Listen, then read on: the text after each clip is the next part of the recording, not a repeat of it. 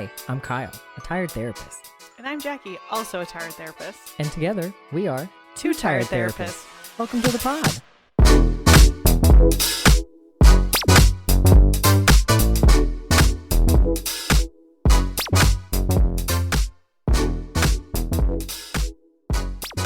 Hello. Hi. Hi, party people. What's up? What's up? Remember when that was such a big thing? From the scary movie. Yeah. What's up? Stupid.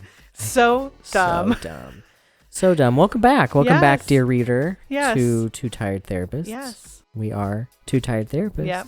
We are. So I'd love to know, Jackie, Oh. what's going on? What's tired? Oh, you know what I'm tired of? Mm.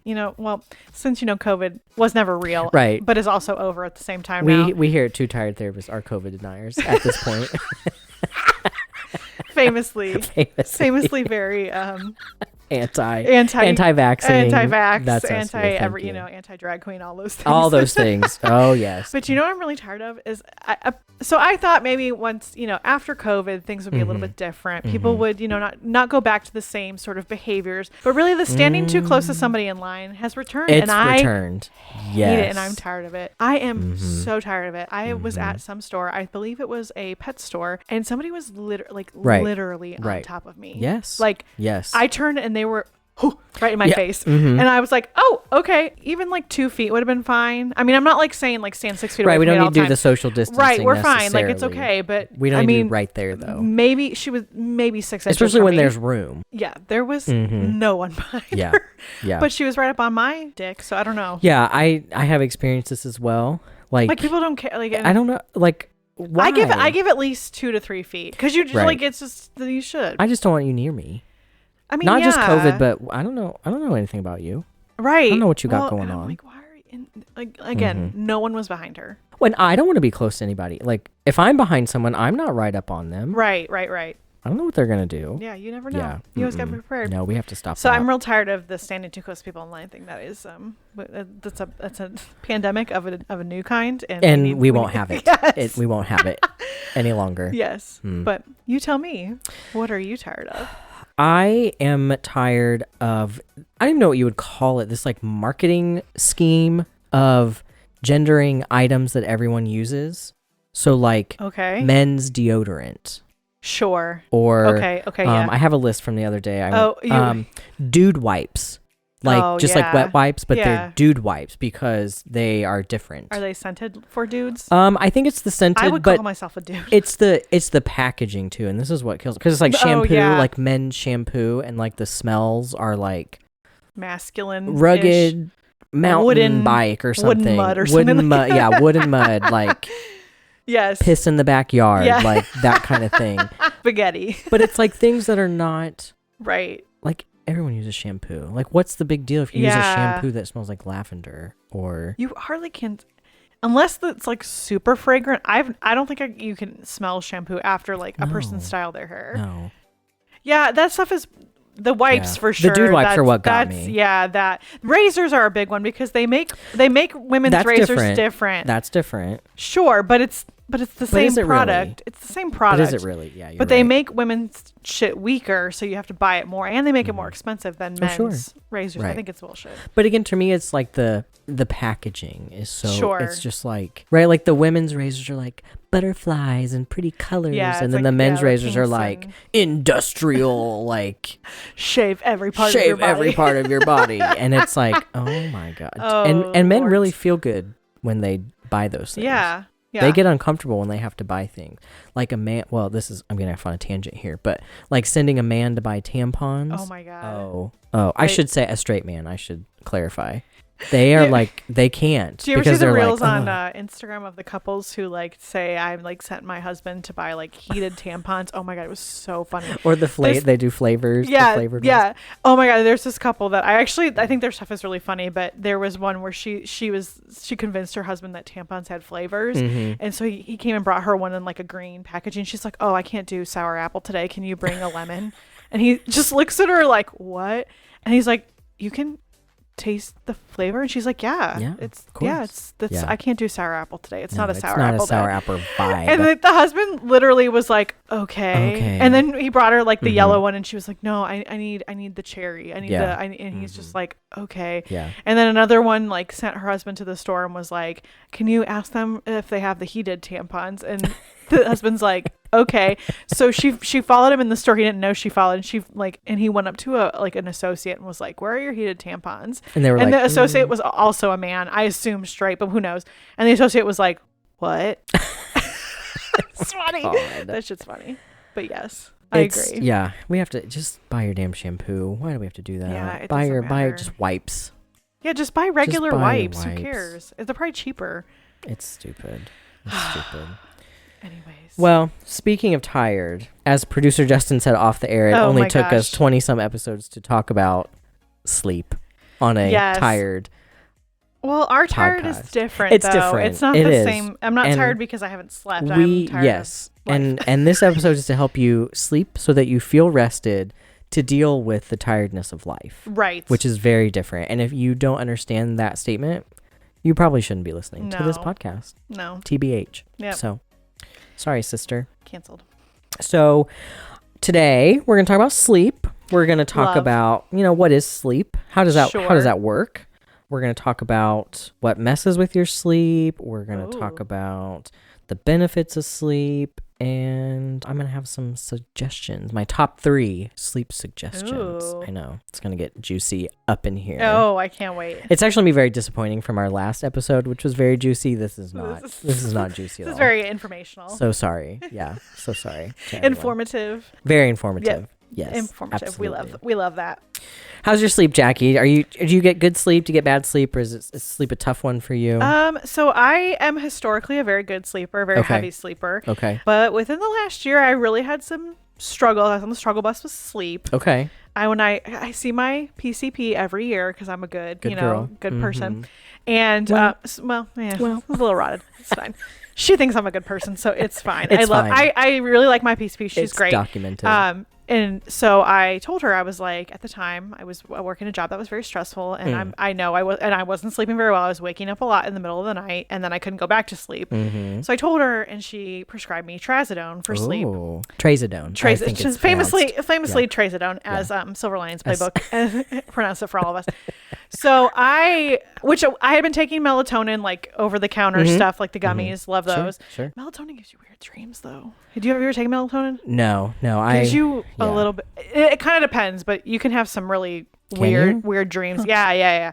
I've had a lot of weird melatonin dreams. Anyways, so I was doing the melatonin, that wasn't working either. So she gave me Trazodone, and then I took that for a while, but honestly, it didn't do much for me. Yeah. And then famously left the stressful job, and then my sleep has been better ever since then. I know, it's shocking. That's shocking. I still take melatonin, not every night, but I would say probably 5 nights out of the week, just because falling asleep can sometimes be a struggle. But a lot of that is you have to stop. You got to put your phone down, and I'm guilty of the blue light. Oopsies. Messes with you. We'll talk about that. But yeah, no, and famously, the number one reason I will never have kids is because I really like to sleep. Yeah. And kids, that's their hallmark, is they don't let you sleep. So that will never happen for me. No, they don't. I will never do that to myself. Mm-hmm. I also love money, but sleep is actually number one over money. That's why I won't have kids. And that's why I tell people. People are like, really? And I'm like, yes, I love to sleep. And I don't want to be woken up at 5 a.m. No, thank you. No. Goodbye. No, I'm there with you. My sleep, it's pretty much the only constant in my life. Sure. And it doesn't matter. Like, even if I am stressed, I typically still sleep pretty well. I make sure that I do, because I don't do well if I haven't slept a good amount of time. Yeah, I can be the same way. So, and we'll talk about that. We'll talk about why that is. Yeah. So I wanted to start with just how sleep even works. Like, how does it even work? And really, this is like AP Psych or like it's Psych a little 101. it's a little AP. Yeah. Like, get out your notebooks, kids. Well, the long and the short answer of it is we don't really know. No, we don't. Still There's a lot don't unknown really about know. sleep. It's really kind of hilarious. We know some. We know some things. Yeah, but or at least some general things. They don't know why we need sleep so often. That's like the number one thing that no scientist has ever It's like we know it's essential, and we know that it affects pretty much every system in the body. Right. We don't really know why. Right. And even like how our body sleeps, as far as like how do we get sleepy, like we really don't know that either. No. Like we know the basics. So what happens is when you're awake, your body builds up a chemical called adenosine. Sure. And that is what helps your body know that it's sleepy time. So it's kind of like hunger, where like over time that builds up, and once you get to a certain point, you have to sleep. Yeah. Although what's a little different with that is your body will just shut you down if you need to sleep. Whereas with hunger, it'll kind of go away after a point. That doesn't happen with this. Yeah, you get exhausted. So you have all this adenosine in your body. Sure. And then there's something else called the circadian alerting system, or the circadian rhythms. Yes. People have had. This is our biological clock, which I actually didn't know this. It manages not just our sleep, it manages pretty much our whole body. Oh. It manages a lot of different things. It's basically over a 24-hour period. It manages like your blood pressure, your metabolism, like all of those things. Oh. So your sleep is one of them, but not all of them. I always thought it was just sleep. Okay, that's interesting. Nope, it's a lot of things. And so what happens is it is most affected by light. So when it starts to get dark, it says, "Oh, it's time. We have all this adenosine, and we need to produce melatonin to make you go Betty bye." Yep. But this is actually, and you alluded to it, those screens trick our circadian rhythm to thinking it's daytime when it's nighttime. And so we will instead produce like, I think it's like cortisol and like other sort of like agitating chemicals that keep you awake. Sure. So we'll talk about that in a little bit. And actually I read too that people who are blind have sleep issues because they can't, their body doesn't detect the changes in light. Sure. So. Oh, okay. So there's a lot of, but that's like the basics. Like that's, it's obviously more complicated than that. And we actually don't know what else there is with that.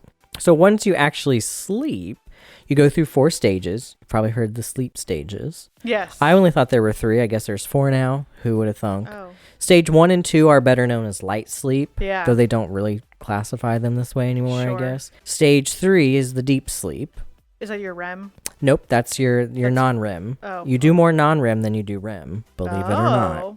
So this is when your brain really is slowed down the most. You have little brain activity, and it is believed to be the stage that is most important for your body to repair itself. Yes. As well as for you to manage like thinking and memory and other like cognitive processes. Right. And then the last stage is your REM sleep. And so this is when your brain is actually most active. And this is where people experience like body paralysis. Oh, yeah, like that's sleep paralysis or whatever. And this is where the bulk of dreaming takes place, though something I didn't know either. You can actually dream in any stage. It's not just REM stage. I didn't know that. And so REM sleep is essential for overall brain functioning. Yes. So you pass through each of these stages during your sleep, and each stage is essential. You can't really go without one. Right, You need all of them. People have their own unique pattern known as your sleep architecture. Oh. As far as how long, like there's a general guideline of how long you should stay in each one, but it kind of differs from person to person. I remember taking a test in AP Psych about how long and I'll never forget, and this, maybe you're going to talk about this, but I have to say this. Like the first stage of sleep is like, when you're like kind of laying down and like you jerk suddenly, that's that's you in your first stage. Mm-hmm. And then you wake up and you're like, what the hell just happened? Like you feel like you're falling off a cliff or something. And sometimes you'll dream that you are. Yeah. Mm-hmm. So yes, you can, you can dream at any stage. Absolutely.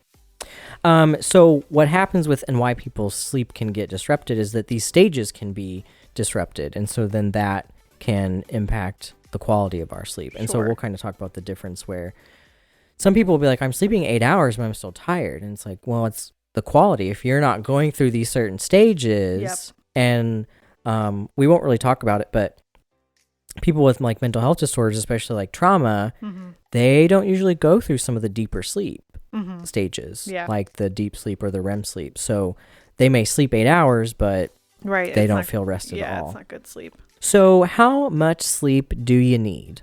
Do you know the answer? I think, I think it's like actually really, well, I think it depends on your gender, doesn't it? Or doesn't it not anymore? No, we've canceled that. Oh, we've canceled that. Okay. I would say I think most, like, it depends. Is it dependent on your age range? Your age. Yes. Because I think when you're like kids, it's more. You need much more. Like as 10 you get older, plus, 10 to 12. Babies need like 17 hours. Yeah. Of sleep. Yeah. But like it's ridiculous. Kids, and then it's like 12 hours. Yeah. And I think like most ages, like I think the average is like 7 to 8 hours. Yeah. There's a period of time that you are where it's like you can sleep less. I don't know. Maybe yes. you No. tell me. As you get older, so pretty much between like 18 and like 60, 7 hours is like fine. I was gonna say I think like 7 is. Now it depends. Some people do need more. Some people need a little bit more. It is kind of like a bell curve though, where like too little sleep is not good and too much sleep is not good either. Right. So you got to find that balance. Yep. But yeah, 7. I always heard 7 to 9 was good for like adults. Yeah. I was looking up some new research for the episode, and this had really, I thought as you got older, like old, like 80s, 90s, you could do like 5 hours, but it still said 7. Oh. So I don't know if that's updated. I guess that's updated, but it pretty much said like adults said like 7 plus, and then it said like 7 for the older adults. So I don't really know. I guess 7 is a good number to I would say I usually for. Get between 7 to 8 hours to sleep at night. Yeah. So some things that disrupt our sleep. Sure. So obviously, as you mentioned, stress can definitely, anxiety, of course, it can keep us from falling asleep.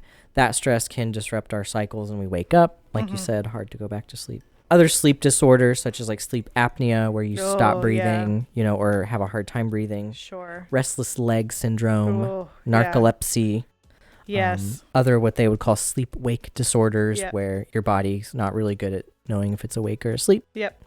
Hunger, I guess. I'm not really sure the science behind why hunger disrupts your sleep, but it was on a list.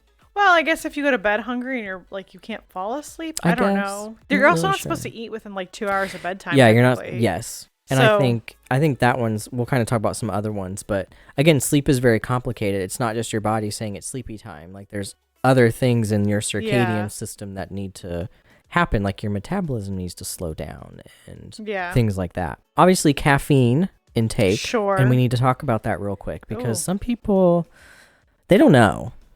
They don't know about the caffeine. Do you know?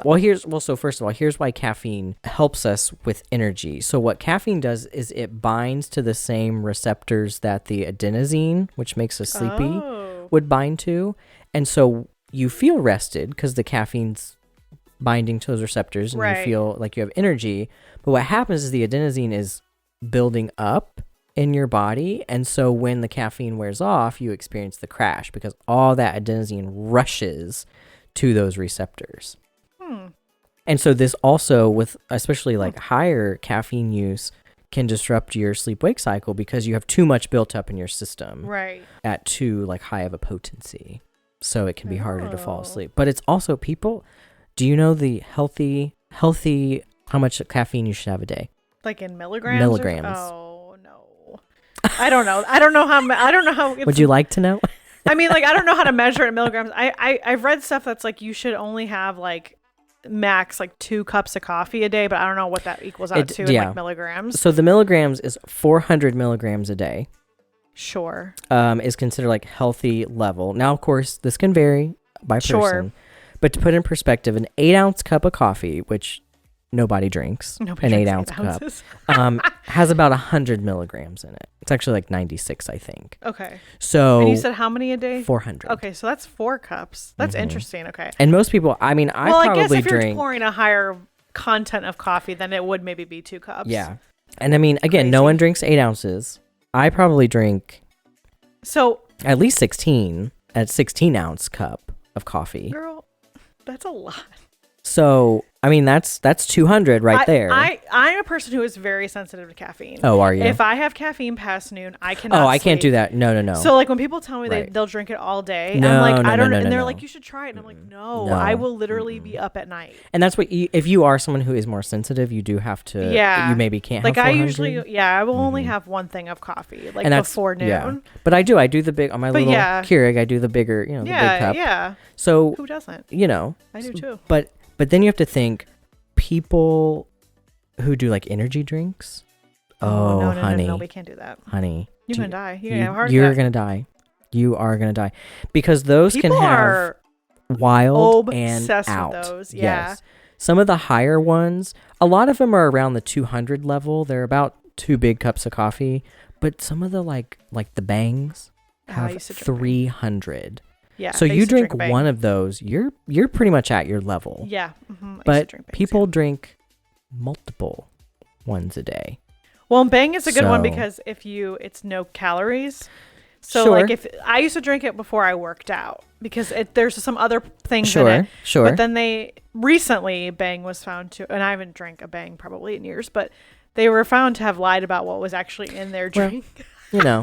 But I mean, you can feel it when have you ever had a Bang? No, I have very sensitive digestive system. It's also very acidic, so it really I would be dead. It hurts that's why I stopped. Actually, that's why I stopped drinking them because they're too acidic. Like I thought I was gonna die of acid reflux. Sure. And I never had acid reflux problems until I drank Bang. Yep. Because it's got like carbattery acid in it. The flavors though are legit. Are they? Some of them are good. There's one that tastes like a Diet Dr. Pepper. Oh, really? Yeah. Yeah, it's just too much. It's too much caffeine at once for me. I can do my cup of coffee like throughout the morning. But yeah, those you can drink a lot on those. And you bring up a good point too. Like pre-workouts, people take pre-workouts. A lot of those have caffeine in it, and people don't always realize that. No, and you don't. They have ridiculous amounts because there's this notion that when you work out, caffeine works out of your body, and that's not true. It's kind of like alcohol. Your body just has to process it. Yeah. So you have to be very, very, very careful. Yeah. And how this, again, if you are on a good thing, what am I trying to say? Like if you're at a good use and your sleep's not being affected, live your life. I'm thinking about like Monster and like some of those. Those actually are the highest. They're actually kind of low. I know. But Monsters are like if you drink, but you'll like die if you drink a bunch. That's it's the sugar that will do it. Right. And like you said, you have to be careful. Like you should cut off your caffeine use kind of in the afternoon if you depending on when you sleep. Like you do need some time, again for that adenosine to build up and all that good stuff. Pro tip for all you caffeine users out there: wait 90 minutes in the morning, or when you first wake up or whatever, to consume caffeine. That allows the buildup of adenosine to start its little process. That's hard. Yeah. But I guess if you like wake up, like I used to get coffee at work, and so like you'd wait, like maybe it was about 90 minutes after I woke up, and that wasn't too bad. But then there's some days when you wake up and you're like, it's time immediately. It's time. Yeah. Yeah. So yeah, caffeine. We have to be careful. We just have to be careful with that. The second one we've already kind of talked about, light exposure. Because again, light is one of the ways that our body tells us when it's sleepy time or not. Yeah. So people who work like third shift, do famously have sleep issues, and they have a lot of health issues as well.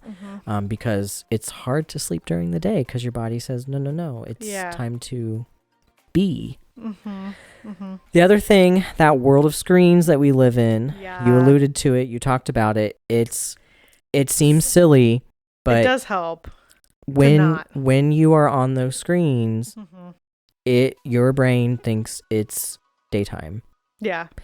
And I think we've kind of talked about some of the other kind of like it's kind of addictive because you get that little dopamine and as you're swiping through. Well, and there's periods of time where I've gone where I will put my phone down like if I'm going to bed at 10, I'll put my phone down at 9 and I won't pick it back up. Yeah. And then I'll read a book. Yeah. And that's fine. That is more helpful sometimes to fall asleep than to be scrolling. Like it's bad. I know it's bad, but they've done studies like I think you're an iPhone club.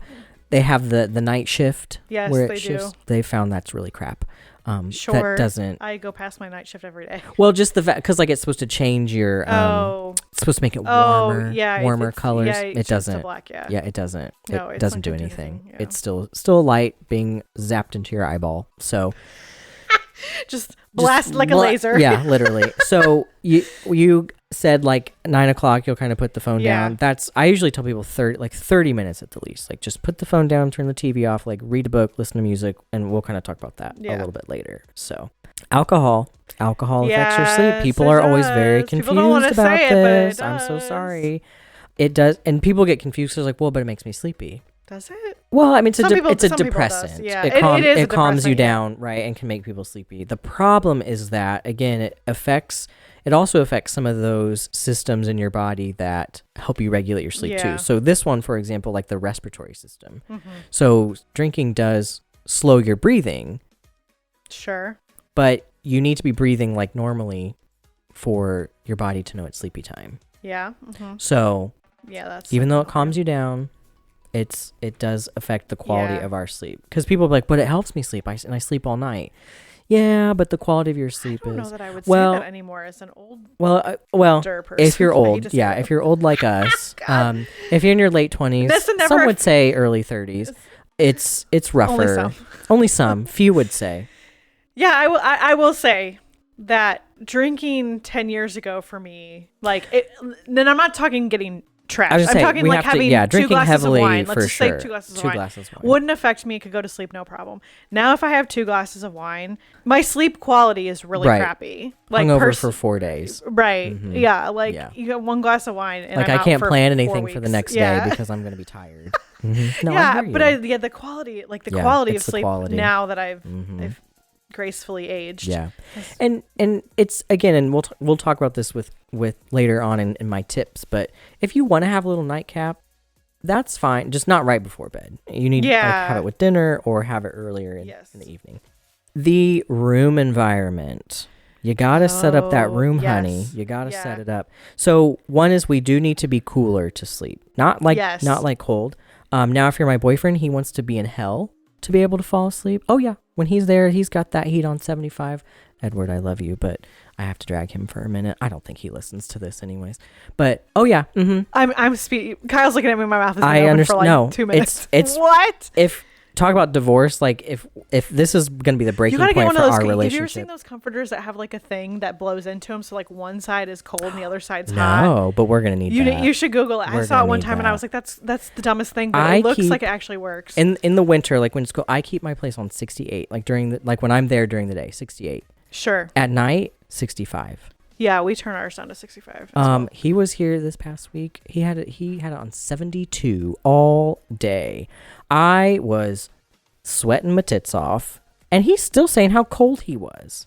Put on a sweatshirt. Put on a pair of pants. Put on 4 more socks. Thank you. You can, because you know what he was wearing? A t-shirt and a pair of shorts. Yeah. We do the same thing. We keep our house.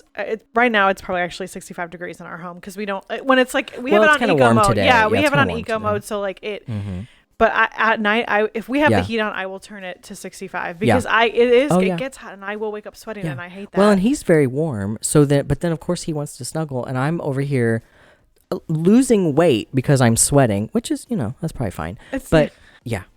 So we need to be cooler to sleep. All of that. Sorry, Edward, but all of that to just say we have to be cooler. So you have to set your room to be comfortable. Yeah, you do have to set your room to be comfortable. But don't do too cold. Don't do like 20 degrees. You can't be like hypothermic either. Producer Justin and I have gone camping in cool temperatures, and I will tell you it sucks ass to sleep outside, and it's like 40 degrees. Well, you want to it sucks ass to sleep outside. Hard stop. Right. Let's just start there. Oh, I know, and I have done it several times, and it is awful. You're wearing like 85 layers. You've got like a sleeping bag on, and you are going to die. But then you wake up in the middle of the night, and then you're hot. No, that doesn't you're happen. So cold. It's not even funny. Not even funny. I thought I was going to die that night. Justin's probably listening to this right now. Like, what the fuck? What a baby. Yeah, whatever. So the other thing with the environment, you have to make sure you are comfortable, like physically comfortable, right? Like good mattress. Sure, yeah. Make sure the room is like quiet unless you're a Midwesterner and you have to have a fan. I don't know. Do you sleep with a fan? Yes. Have to sleep with a fan. Not for cooling down, but for sound. For sound. Yeah. Yeah. I have a travel fan. It's like a little baby fan that comes with me because if I don't have one, I don't sleep. Oh wow! Like if it's quiet, I'm ready to K my ass. Well, and you're gonna tell me this is bad, but we'll have the TV, like we'll put the TV on us like a sleep timer, and so like we'll have the TV on, we'll put on sleep for like 90 minutes, and then it'll turn off, and that is also helps. So yeah, just make the room conducive to sleep. So blackout curtains. Oh, this changed our lives. They're actually not recommended for people to use. Why? Because when the light starts to, well, it depends. Let me come back a little bit. If you're someone who like wakes up early, like if you have to get up early and like be in work, you really need the light coming in from the window to tell you it's time to get up. I know. Now listen. Now hold on. Just sit down over there. Now, if you sleep in or like it's a weekend or something like, and you want to try to do that, you can use them. If you work like third shift and sleep during the day, it's of course recommended for you. Yeah. But yeah, really you need, and if there's some sort of like artificial light or something outside your window that brings light in, then it's fine. Yeah. Because see, I have no curtains in my home. I have zero curtains. You've been there, I don't think I ever noticed that, but now that you say that, no curtains. Yeah, you're right. You don't have it. But behind all my windows face woods, so there's nothing out there. So yeah, and you do have some sort of barrier from like, I'm sure light comes in, but it's not like, no, it's not bright. So we have it in our room.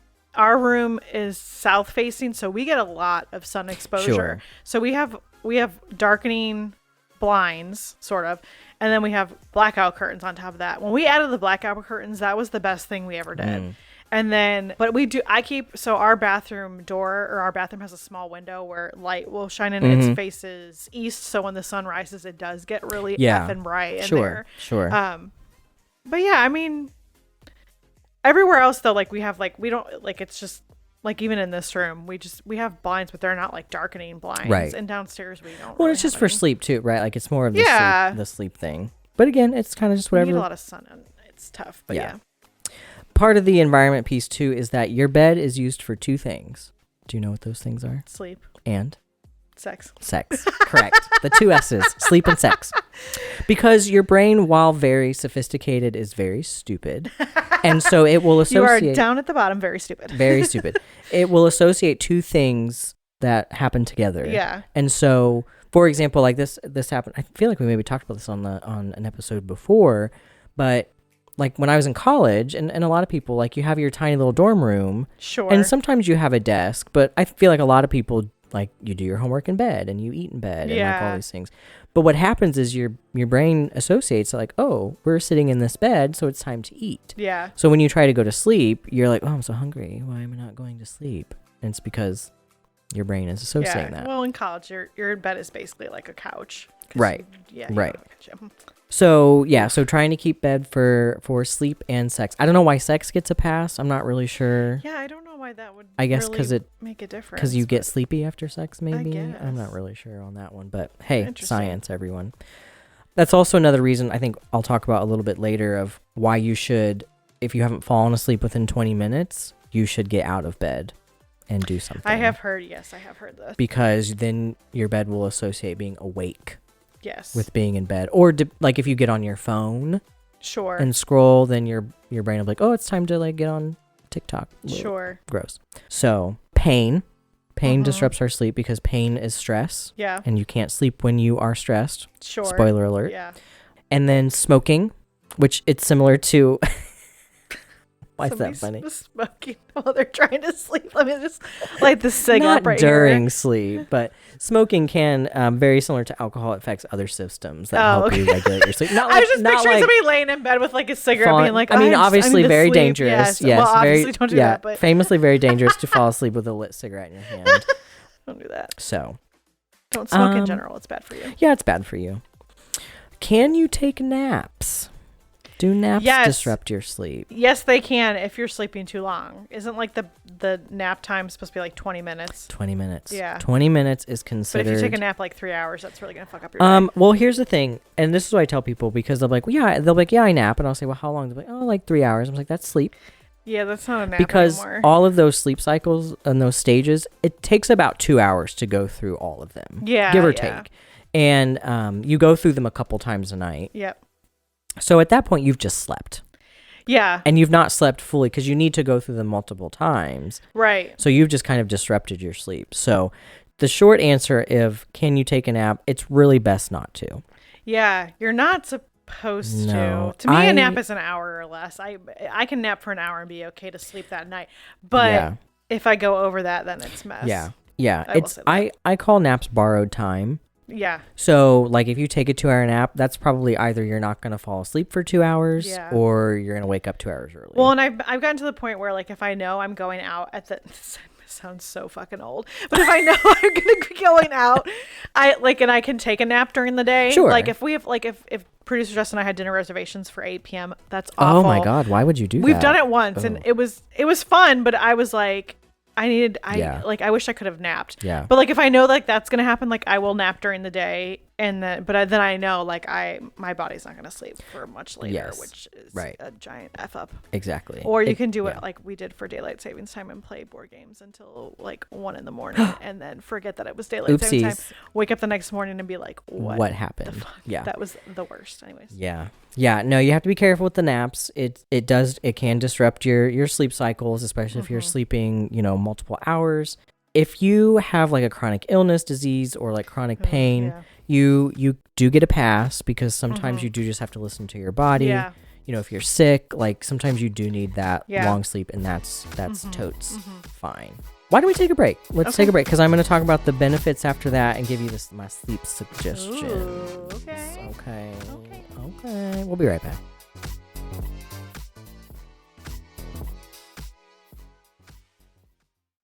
Hey, tired friends. Kyle and I are taking a break for the month of May, and we will be back in June with new episodes. So re-download your favorite ones, listen to them, and give us a review, a like, whatever. You can find us on Instagram at 2tiredtherapist. Have fun. See you guys in June.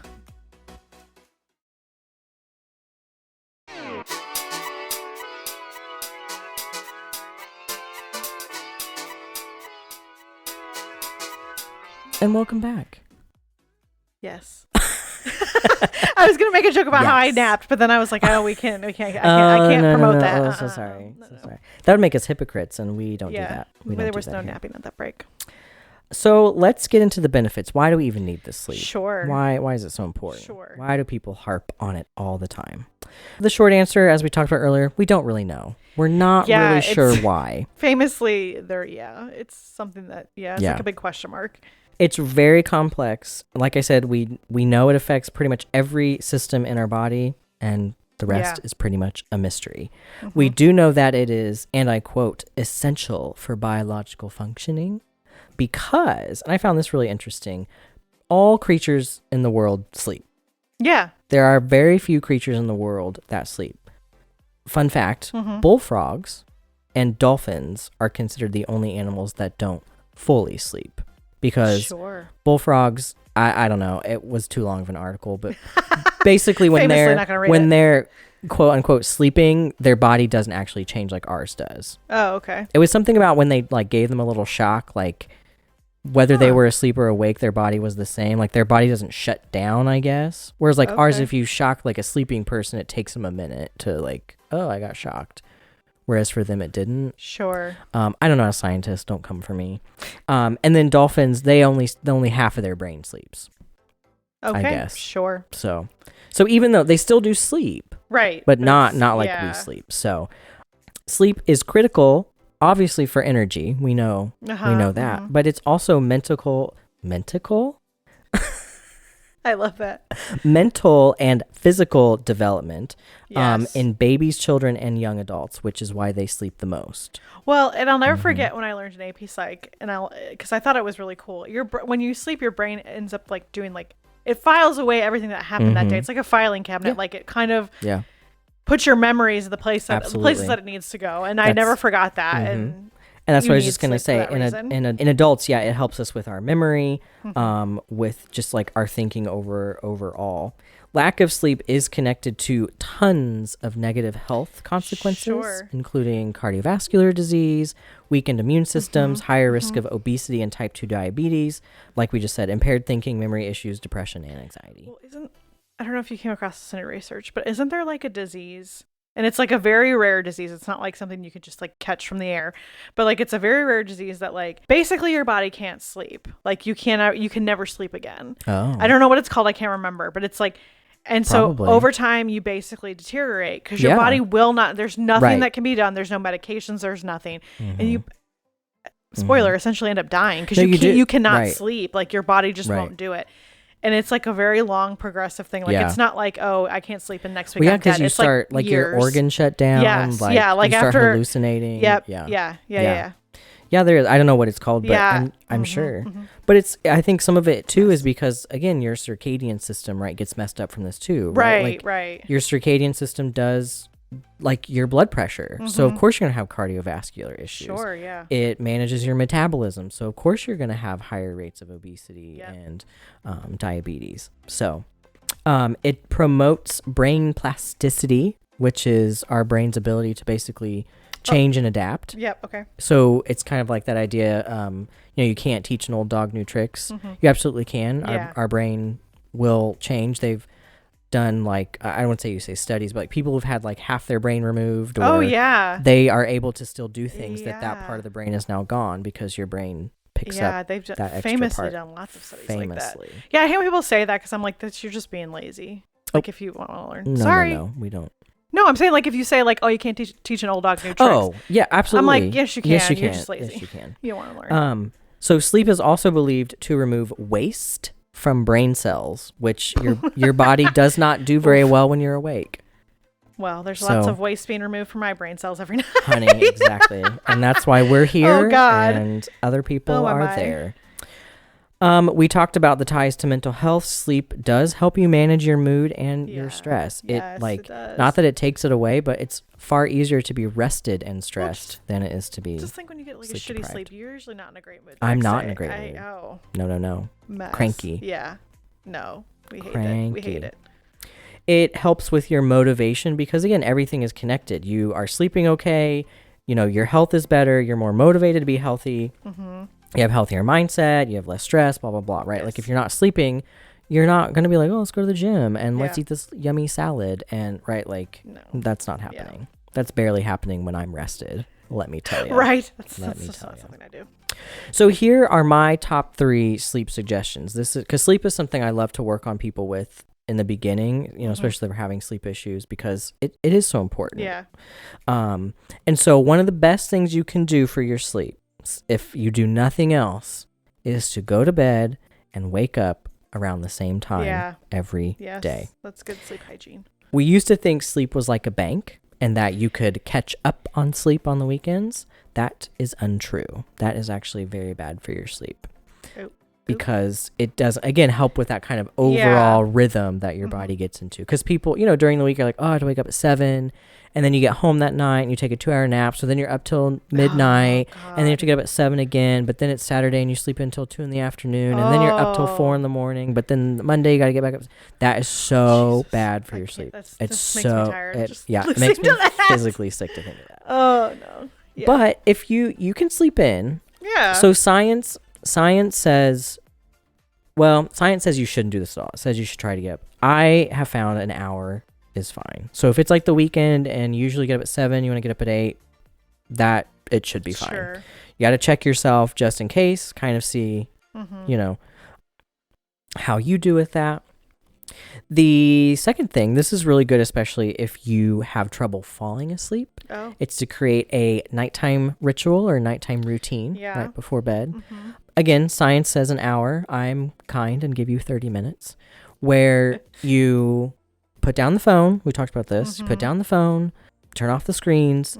Typically you want to do something relaxing or just mundane. It could be just like, I don't know, cleaning up the kitchen or like setting things out for the next day. Maybe you do something relaxing, like, do you take a bath or do you have like a skincare routine, or maybe you read a book, listen to calming music, do some like light yoga, meditation, breathing, journaling, like just something that's just kind of like a wind down. Yes. And again, because your brain is a dummy, it will say, oh, look, we're taking a bath. It's almost bedtime. And it will start to produce melatonin and do all that great stuff for you. So create that ritual, whatever that looks like to you. And then the third thing, already kind of talked about, but minimizing that screen time for that biological clock. Because again, light is going to influence that. So that's just the basics. Again, sleep, we don't know a lot about it, but what we do is very complicated. Yes. But I think if you do want other like tips, look up sleep hygiene is what this is called. There's a lot of things we didn't talk about. I think if you stick with the 3 things that I said, if you're having some sleep issues, that should be well. And the best. I will tell you that if you're having sleep problems, but you're not doing any of this, most of the time doctors won't like prescribe you any medications until you start doing this stuff. Right. So like you have to have sort of, it's not like, oh, give me my Trazodone. Give me my Trazodone. And that's it. Like you have to actually be like actively doing this stuff. Well, and I didn't even talk about medications because really I wouldn't. We need them. They're sometimes a tool to help start to get you the sleep. Because if you're sleeping 2 hours, like, I just need you to sleep. So I need you to take your Trazodone and get a little sleep. Yes. But like at the same time, you also need to be doing these things because those medications, one, long term can become less effective. Mm-hmm. And they do not help you with the quality of your sleep. Yes. So if you're still stressed as fuck and you're thinking some Trazodone is going to help you, no, honey. You might go from 4 hours to 6 hours. Yeah. But you're still going to be stressed and the quality of your sleep is still going to be poor. Yes. Well, Trazodone is not one, but there's a lot of sleep medications that are actually like addictive, like where they won't. Ambien. I'm looking at you. Yep. Which I have a really side note, total funny story that I have to tell about Ambien. Please. This has nothing to do with me, but I heard it on the radio. There were several years ago on the radio, the local radio where we live at. They were like, call in if you've ever had a really like weird experience with Ambien. So this chick called in and she was talking about her mom. And I thought this was the funniest thing. But obviously, if you were on this medicine, maybe you wouldn't think this is funny. But it was funny. But she said that her mom, there was some sleep issue. So the doctor prescribed her Ambien. Yeah. So there was one night where like her mom's like, I'm going to bed. And she's like, okay, mom, have a great night. Mom goes, takes the Ambien. Like an hour later, she kind of hears like weird noises coming from the bathroom. So she like knocks on the door and her mom's like, I'm in here. And she's like, are you okay? And she opens the door and her mom is sitting like is at the mirror shaving her face with chocolate. At some point she'd gone to the kitchen, got a bunch of chocolate and was as one does. And the daughter was like, what are you doing? She goes, oh, I'm just shaving. And she was just rubbing chocolate all over her face, pretending like it was like a razor. Of course. Peed my pants because I thought that was the funniest thing I've ever heard. Yeah. And then, I was like, I never want to go on Ambien. I don't want to wake up in a chocolate shaving accident. My mother, I think she takes Ambien. Or she did at one point. I don't know. They won't like prescribe it as much anymore because they're afraid of it. And she'll be mortified that I'm talking about this. So I hope my doctor was like, I hope my dad doesn't make her listen to this. But she, there's times where because it's one of those things, if you take it and you stay up, it's bad. Oh, honey, because your body goes to sleep. Yeah. And so I know there's one story that she was awake and she called her sister. Oh no. And was just but it was like 10:30, 11 at night, which sometimes happens, but said they were talking and she just goes, well, about the wheels. And my aunt was like, what? She goes, the wheels. She's like, what are you talking about? She goes, the wheels on the bus. She said, what about them? She said, they go around. Like, but she was like having a conversation and she was like getting like mad because she wasn't getting it.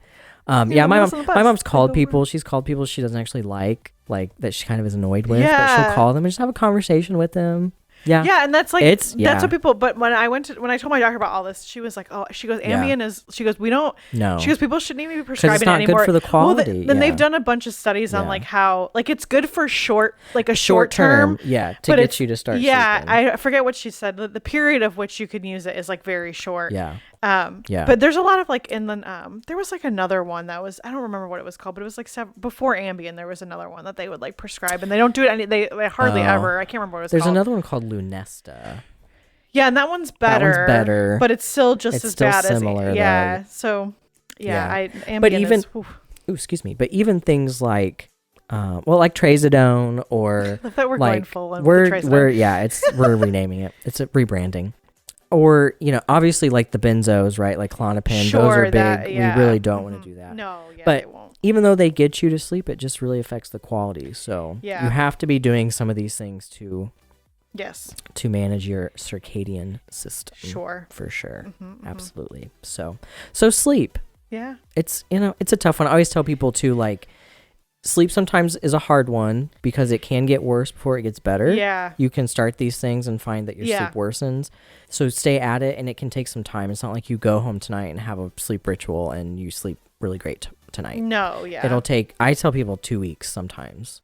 So don't pick a lot of things to change, like pick 1 or 2 things, because if you pick like lots of things and well, it you doesn't won't seem stick to with work. That change. But if you say, I'm gonna put my phone down now at 9, right, and you're good to go. And I always hope, because they're always like, oh, but my phone is like my, I check out. I'm like, that's great, that's totally fine.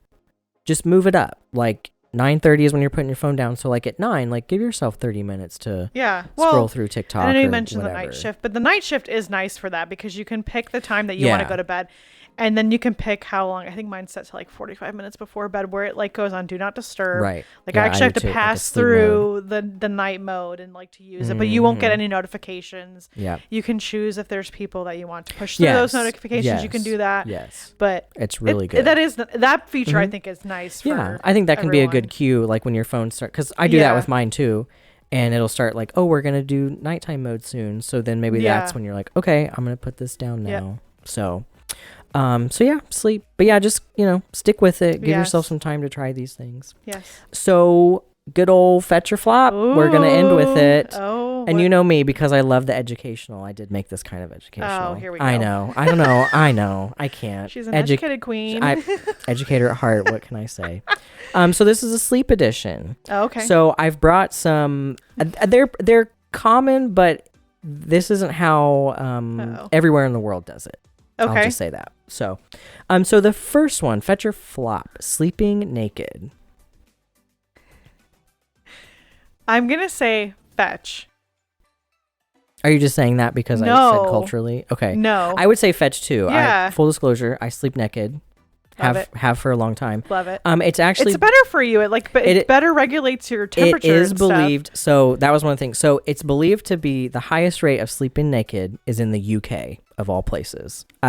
Interesting. I'm just Hello, the messenger. UK listeners. Hello, UK listeners. Let us know. Write in. Is please. That true? Because I was surprised too that it would be the UK. That's so interesting. Yeah. But there's also a big belief, like you said, that there are lots of health benefits to it. One of them being, and this is a big problem in our society, is male fertility. It's good for male fertility. Yeah. Just hanging keeps out the there. nuts warm enough, just warm enough. Oh, I'm just thinking there's no restrictions. You're just that's a part there. of it. Yeah, that's a part of it. Yeah, that's why they sag. Yeah, yeah. It's just turning. We'll move on. Kyle's giving me a face. We're gonna move on. Sleeping in silence. Fetch or flop? Flop. I can't. Cannot. Flop. Although I will say, you ever hear those? No shade to you if this is your thing, but the sound machines with the rainforest sounds, to me, I can't do that. No, it's gotta be a fan. It's gotta be a fan. I can't do the sound machines. No. Those are too much for me. So in South Korea, you do not sleep with an electric fan on, because it's a superstition that you will die if you fall asleep next to an electric fan. Okay. So noted. I would be dead. Yeah. If I were in South Korea, because I thought you were gonna say something about your spirit gets sucked up or something. I mean, maybe that's part. I didn't look up exactly why they think that, but so you kind of talked about this earlier, but kind of separate covers if you sleep with a partner. Fetch. See, I would. Sorry. Well, fetch. I'm moving. I would say flop, but I'm also in the honeymoon phase of my relationship, so we like to snuggle all night. But I am moving more towards fine. This is common in Germany, Scandinavia, and Austria, and actually, there's a whole line of IKEA bedding because of it. Scandinavia, sure. Where I'm telling you, they do have this. That. They have it's like a duvet. I'm gonna have to look into it. And I don't know if it's not and the one side you can you can hook it up to a thing that blows cool air in it, and then another one that could do hot air. Okay. And it's not I don't want to say it's like a partition, but there's something in the middle where it doesn't separate. It does. Yeah, it's separate. Yeah. I will just tell you, someday you will. Someday we will, maybe. If you get pets, that's another thing that adds a complicated layer into the tapestry of who's sleeping in your bed. He has 2 dogs. So oh my. Yeah. I don't recommend having pets sleep in your bed. We rarely have the dogs sleep in our bed. Yeah, we don't. Well, mostly because of my allergies. If they rub on me, I will break out. But also, you won't sleep very well. Mm-hmm. They slept in the bed last night, and I was fine, but it sucks to wake up and have one of them on top of you. Right. So, but you almost need sometimes we have separate fleece blankets that one of them is one is mine and one is yours. Yeah. Yeah. Because you wake up and you don't have any covers. It's mess. Well, yeah. No, I'm moving more towards fine. I'm sure it'll be a fetch, 10 years down the road. Fetch. I'm fine with it. Sleeping during a thunderstorm. I would say fine. It depends on the level of thunderstorm. I can probably sleep through one no problem. Mm-hmm. But sometimes if there's lightning, that does wake me up. Like the light. It doesn't do anything for me though. It's not like I don't mind it. It's fine. Yeah, it's a flop for me. I don't like storms. I hate storms. I don't care if it's even just like a little, like a rumble of thunder. I'm done. I'm like, nope, we're all dying. I don't know why. You have no curtains. You can't like. No, I don't know why. I think it's just. I mean, I come from like small Midwest, so like we've had storms. Like tornadoes. So I think I have a little bit of maybe like PTSD from that. Sure. I suppose. I don't. Yeah. This is. I made a note. I said this is actually the desired way of sleeping in the Midwest. People. I have so many friends that are like, oh, when it storms, I sleep like a baby. I'm like, yeah, me too. I wake up crying all the time. That's me. I wouldn't say I sleep like a baby because, like I said, it really depends on the level of. If it's sort of like trickling rain, like it's not so. That's fine. That's fine. But when it's like storming, people, no, they love that. So yeah, I said desired way of sleeping in the Midwest, and if you're a psychopath. So there you go. Facts. And you kind of said this last one: sleeping with a pet. For me, it's a flop. I don't like to do it, and we don't. Our dogs really don't sleep in the bed very often. Yeah, I'm afraid I have to flop it. It sounds great in theory, but again, we both prioritize our sleep over everything. So this actually is the most common in the United States. Oh, I'm sure. I know people who full on let their pets sleep in the sheets with them. I personally cannot do that because I would be in hives. Yeah. But I mean, I find it hard to sleep with another person. They step in poop. They roll in poop. Yeah. Like that's. And I don't think the size matters either because I've slept with big dogs and little dogs, and honestly, I think like little dogs are more annoying because they can be in the like smallest part. Yes. And you like Yes. So yeah, I'm sorry, I have to flop it too. Rocket. So get up. Yeah. He will move. He will nest in your legs. He will get up 3 minutes later, right up to your face. Yeah. He will. Yeah. Now, if they want to sleep like at the foot of the bed. Sure. Fine, because I'm not very tall, that's a Groot so thing, Groot lives I can't reach the foot of the bed. So that's fine. That's fine by me. But yeah. So yeah. No, that's a flop for me. Yeah. I can't. Yeah. So there you go. Sleep. What do you know? Love it. Now you should all be sleeping very well. But as we said earlier, you still have to, still a tired world. Right. We don't want you to be. Right. What's the opposite of tired, like in the way we talk about it? Optimistic? Yeah. We're not training you to be optimistic. What would it be? Acceptance. Living for it. That's the opposite. I don't know why that's so funny. That's the opposite of how we talk about Can you imagine if that tired? was the vibe of our two living therapists? We should do an episode where we talk about all the things we live for. Oh, that could actually be interesting. That would be really funny. That would be just like a list of 10 things that honestly, we like. It probably wouldn't really be that surprising to people. They would probably like guess it. They'd be like, oh, let me guess. RuPaul's Drag Race and The Sims. Wine, The Sims, Harry Potter. You're right. Movies, yeah, well, you don't like movies because I like some movies. The 4 you've seen in your entire life. I've seen all of the Harry Potter movies. Oh, thank you. That's 8. Well, canceled. Famously canceled. Famously canceled. Oh my. On that note. Well, kids, it's time. It's time. We hope you, I don't know, stay tired. Stay tired and petty.